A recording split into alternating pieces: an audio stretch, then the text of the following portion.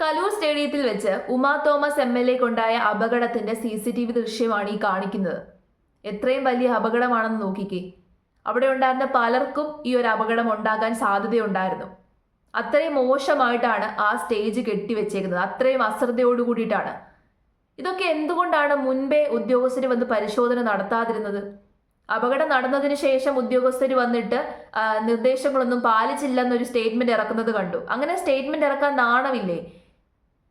ഇങ്ങനെ ഒരു പരിപാടി സംഘടിപ്പിച്ച സമയത്ത്, ഈ ഒരു സ്റ്റേജ് എല്ലാം നിർമ്മിച്ച സമയത്ത് തന്നെ പോയി പരിശോധന നടത്തിയിട്ട് ഇവർക്ക് അവിടെ പരിപാടി നടത്താനുള്ള അർഹതയുണ്ടോ എന്ന് നേരത്തെ എന്തുകൊണ്ട് തീരുമാനിച്ചില്ല? ഇനി സംഘാടകരിലേക്ക് ഇത്രയും വലിയൊരു ഉത്തരവാദിത്തമില്ലാത്ത പ്രവൃത്തി ചെയ്തിട്ട് ആ സംഘാടകരെ അറസ്റ്റ് ചെയ്യുന്നില്ല, അവരെ ചോദ്യം ചെയ്യുന്നില്ല, അവർക്ക് മുൻകൂർ ജാമ്യം കൊടുക്കുന്നു. എവിടുത്തെ പരിപാടിയാണിത്? 4 കോടി രൂപയോളമാണ് കുട്ടികളുടെ കയ്യിൽ നിന്ന് അവർ പിരിച്ചെടുത്തത്. വൻ തട്ടിപ്പാണ് നടന്നത്. 4 കോടി രൂപ.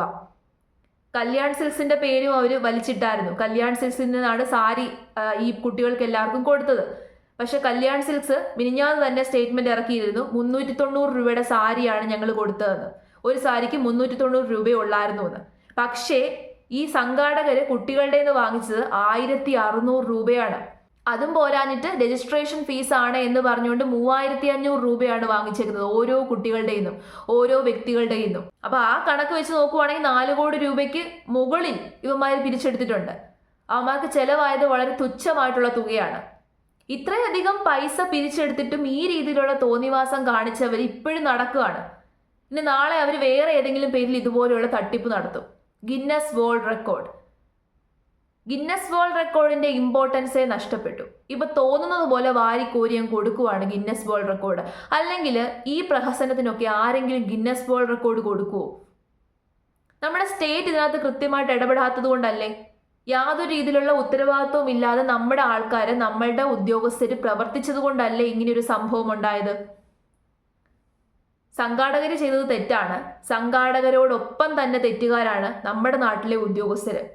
ആ ഒരു സ്ഥലത്തെ ഡിസ്ട്രിക്ട് അഡ്മിനിസ്ട്രേഷൻ, ബന്ധപ്പെട്ട അധികാരികൾ, അവരൊക്കെ തന്നെ തെറ്റുകാരാണ്.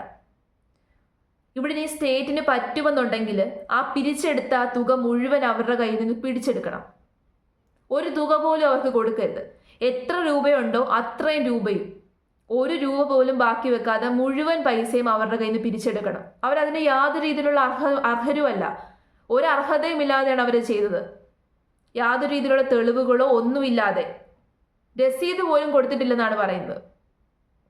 വലിയ രീതിയിലുള്ളൊരു തട്ടിപ്പ് നടന്നിട്ട് ഒരു രീതിയിലുള്ള ആക്ഷൻ എടുക്കുന്നില്ല. സ്ട്രിക്റ്റ് ആയിട്ടുള്ള ആക്ഷൻ എടുക്കുമെന്ന് വെറുതെ മാധ്യമങ്ങളുടെ മുമ്പിൽ വന്ന് പറഞ്ഞാൽ പോരാ, എടുക്കണം. ആദ്യം ചെയ്യേണ്ട ആക്ഷൻ ഇതാണ്. ഒരു തുക പോലും ബാക്കി വെക്കാതെ മുഴുവൻ തുകയും ആ സംഘാടകരുടെ കയ്യിൽ നിന്ന് പിടിച്ചെടുക്കണം. എന്നിട്ട് ബാക്കിയുള്ള കാര്യങ്ങൾ ചെയ്യണം.